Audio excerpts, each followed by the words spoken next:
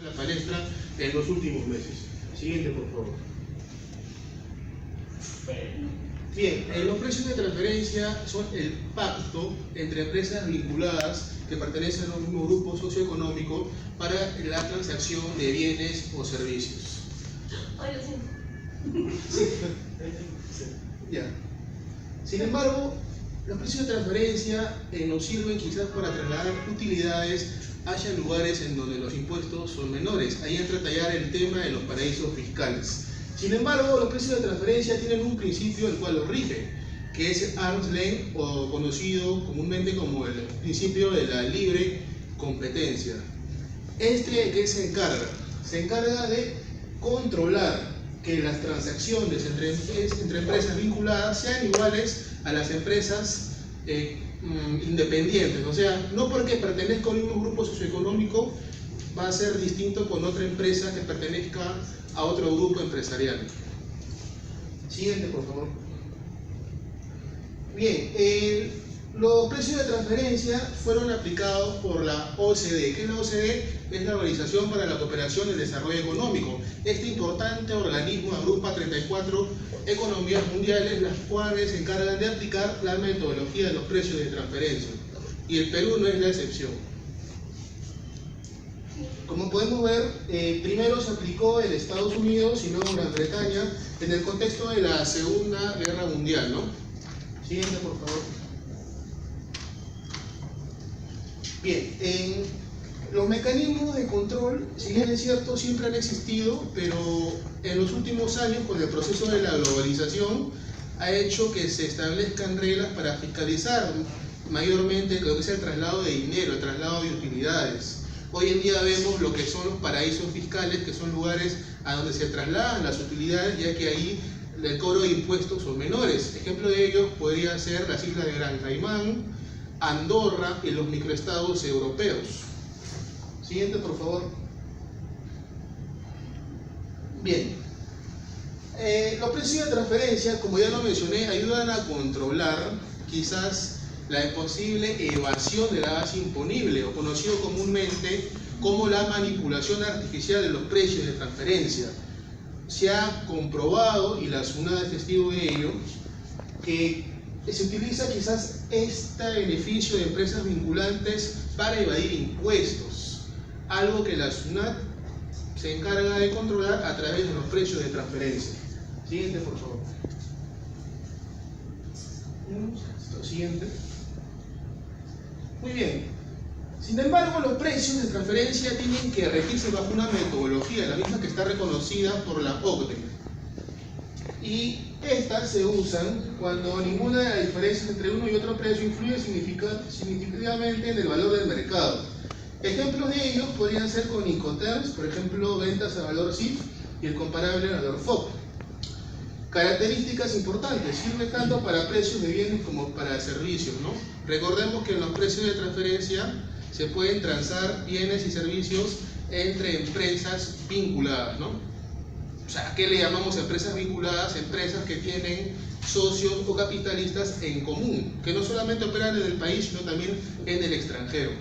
Por ejemplo, para profundizar más en el tema, podría ser el caso de una empresa que produce automóviles. Quizás en un país ensambla lo que son los coches, en otros se encarga de producir los motores, en otros las llantas.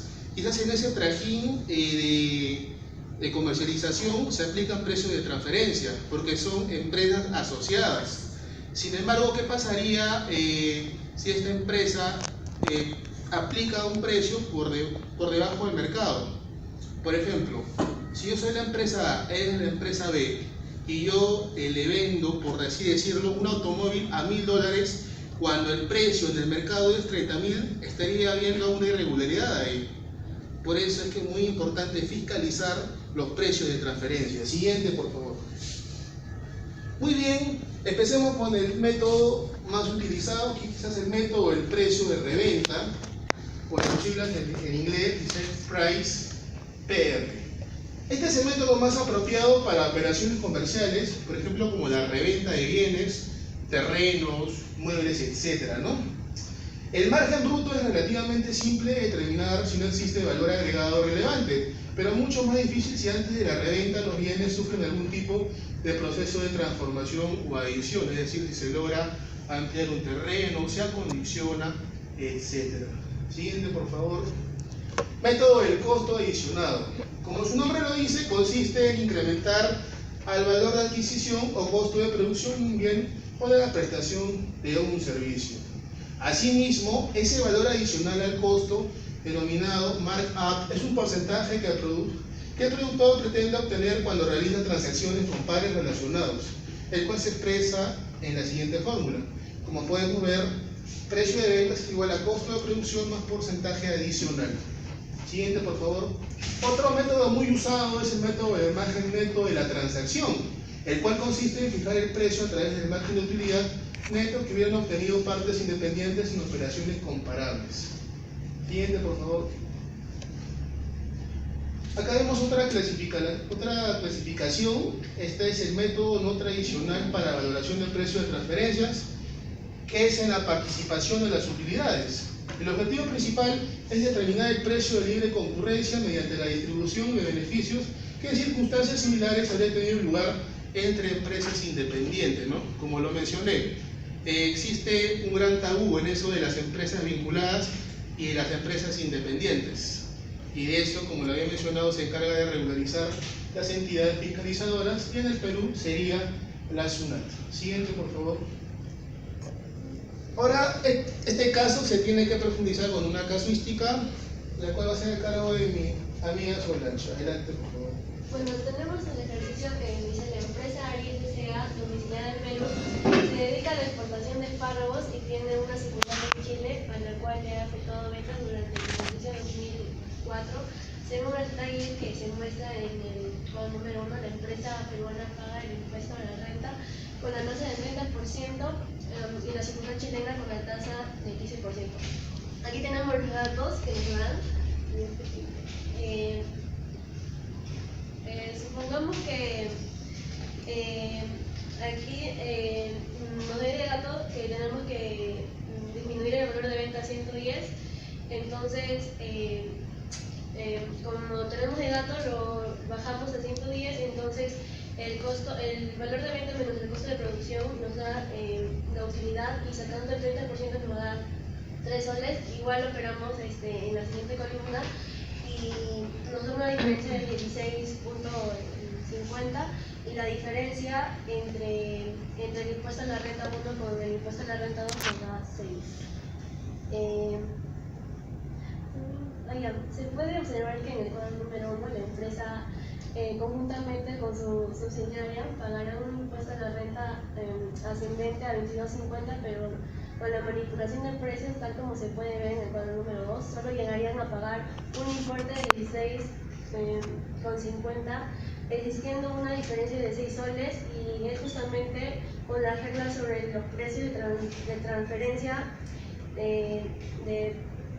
pretenden evitar que se manipulen las utilidades y los impuestos en las instancias jurisdiccionales fiscales. Claro, posibles paraísos fiscales, como lo había mencionado antes. Buenas noches, profesor. Continuando con la exposición, tenemos otro caso acá, en el cual dice: la señorita Nieves Blanca posee el 50% del capital social de la empresa Babasac. Asimismo, la mencionada señorita posee el 58% del capital social de la empresa Marcosac, y la empresa Babasac posee el 20% del capital social de la empresa Papasac. Finalmente, la empresa Marcosac posee el 42% del capital social de esta última, o sea, Papasac. Al respecto, nos consultan las siguientes preguntas.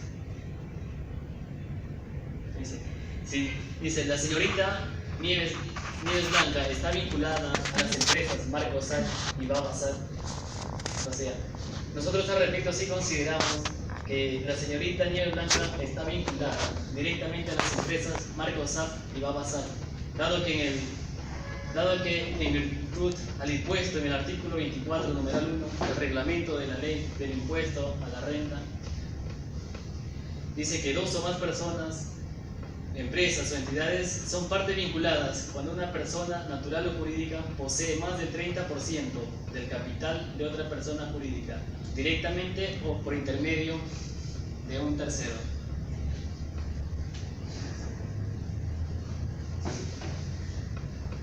Bueno, sobre este caso debemos señalar que la señorita Nieves Blanca se encuentra vinculada por intermedio de las empresas Marcos SAT y Baba SAT de manera indirecta a la empresa Papa SAT en virtud de lo señalado en el artículo 32A de la Ley del Impuesto a la Renta, el numeral 2 del artículo 24 del reglamento de la Ley del Impuesto a la Renta, los cuales señalan que se entenderá que dos o más personas, empresas, o sea, son partes vinculadas cuando una persona natural o jurídica posee más del 30%, se había mencionado, ¿no es cierto?, anteriormente. Cabe indicar que la citada señorita posee 34.6%, 36% del capital social de la empresa Papa SAT, por intermedio de las empresas Marcos SAT y Baba SAT. Es todo. Muchas gracias por su atención.